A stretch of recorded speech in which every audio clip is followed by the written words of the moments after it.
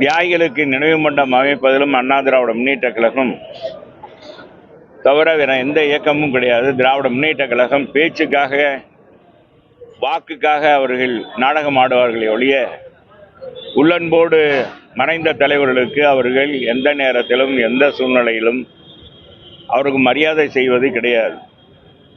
அவருக்கு நினைவுக்கு வந்ததெல்லாம் கலைஞர் கருணாநிதியுடைய பெயர் கலைஞர் கருணாநிதி தான். இந்த பெயர் தான் அவர்களுக்கு வரும். அது எந்த ஒரு நிகழ்வாக, எந்த ஒரு சாதனையாக இருந்தால் அதைத்தான் அவர்கள் குறிப்பிடுவார்கள். மதுரையோடு கூட பாருங்க, கலைஞர் நூலகம் என்று 216 கோடிகளை கட்டியிருக்காங்க. மதுரை மக்களுக்கு எந்த ஒரு திட்டமும் இந்த 4.5 ஆண்டு காலத்தில் எதுவும் செய்யலை. 2 அமைச்சர்கள் இருக்கிறார்கள். மதுரையில் பார்த்தா சாலைகள்லாம் குண்டும் குழியுமா இருக்கு. இன்னைக்கு கூட தினகரன் பத்திரிகையிலே போட்டிருக்காங்க, மதுரை மக்கள் சாகச நிகழ்ச்சியோடு தான் கடக்க வேண்டியிருக்கு பாதைகளை என்று அந்த பத்திரிகையிலே வந்திருக்கு, தினகரன் பத்திரிகையிலே வந்திருக்கின்றால். இதைத்தான் நான் சட்டமன்றத்தில் சொன்னேன். இன்றைக்கு மதுரை மக்கள் படுகிற துன்பங்கள், துயரங்களை எடுத்து சொல்கிற வாய்ப்பு துணை கேள்வி மூலமாக எனக்கு கிடைத்தது. எங்கு பார்த்தாலும்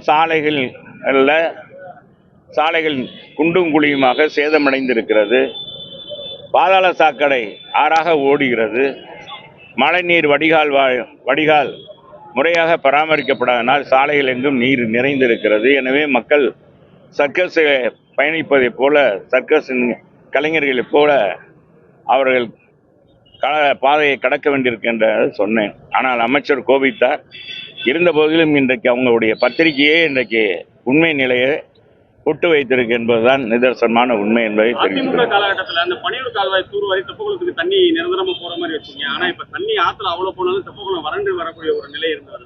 அதான் இந்த ஆட்சியினுடைய செயலற்ற தன்மை, மாநகராட்சி நிர்வாகம், மோசமான நிர்வாகம். மதுரை மாநகராட்சியில் மேயர் முதல் இன்னைக்கு மண்டல தலைவர், நிலைக்குழு தலைவர் இல்லாத ஒரு மாநகராட்சியாக மதுரை மாநகராட்சி, ஊழல் நிறைந்த மாநகராட்சி, மக்களுடைய வரிப்பணத்தை கொள்ளையடித்த மாநகராட்சியாக, 200 கோடி கொள்ளையடித்த மாநகராட்சியாக ஒரு நீதி அரசரே இன்னைக்கு சுட்டிக்காட்டி இந்த மதுரை மாநகராட்சியில் மிகப்பெரிய முறைகேடு நடந்திருக்கு வரி விதிப்பில்.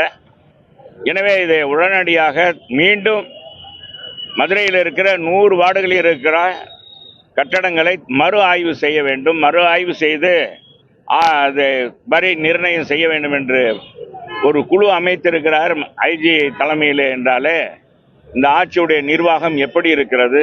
2 அமைச்சர்கள் இங்கே இருக்கிறார்கள். அந்த அரசு நிகழ்ச்சியில் மட்டுமே போய் ஃபோட்டோ ஷூட்டிங், அவங்க முதலமைச்சரை போல ஃபோட்டோ ஷூட்டிங் மட்டும் எடுத்து வந்து விடுகிறார்கள். இது போன்ற சூழ்நிலையில் மக்களை சந்தித்து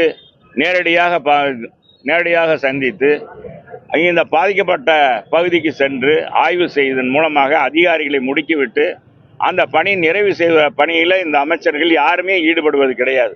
ஆனால் 10 தொகுதி வென்றெடுப்போம் மட்டும் சொல்கிறார்கள். மக்கள் தான் எஜமானர்கள், மக்கள் தான் நீதிமான்கள். வருகிற தேர்தலில் இன்றைக்கு திராவிட முன்னேற்ற கழகத்துக்கு சரியான பதிலடியை ஒருவிரல் புரட்சி மூலமாக மதுரை மக்கள் கொடுக்க வேண்டும். 4 தொகுதியிலும் மாநகராட்சி பகுதியில் இருக்கிற மக்கள் இந்த பெருத்த முறைகேடுக்கு காரணமாக இருக்கிறவர்கள். 69 மாமன்ற உறுப்பினர்கள் இருந்தும் ஒரு மாநகராட்சி மேயரை கூட தேர்ந்தெடுக்க முடியாமல், 5 மண்டல தலைவரை தேர்ந்தெடுக்க முடியாமல், நிலைக்குழு தலைவரை தேர்ந்தெடுக்க முடியாத அரசு தான், கையாளாத அரசு தான் திராவிட முன்னேற்ற கழகம், அவருடைய கட்சியும் இன்றைக்கு இருக்க மதுரை அமைச்சர்கள் என்பதை இந்த நேரத்தில் குறிப்பிட விரும்புகிறேன். டயா பூஸ்டர், சுகருடைய ரிமோட் கண்ட்ரோல் இனி உங்க கையில. அனைத்து மருந்து கடைகளிலும் கிடைக்கும். செய்திகளை உடனுக்குடன் தெரிந்து கொள்ள கீழ்கண்ட கேபிள் மற்றும் டிடிஎச் நெட்வொர்க்குகளில் எம்நாடு செய்தி தொலைக்காட்சியை காணுங்கள். பாதகம் செய்பவரை கண்டால் நாம் பயம் கொள்ளலாகாது பாப்பா. மோதி மிதித்துவிடு பாப்பா, அவர் முகத்தில் உமிழ்ந்துவிடு பாப்பா. அண்மை செய்திகளை உடனுக்குடன் தெரிந்து கொள்ள இணைந்திருங்கள் எம்நாடு தொலைக்காட்சியுடன்.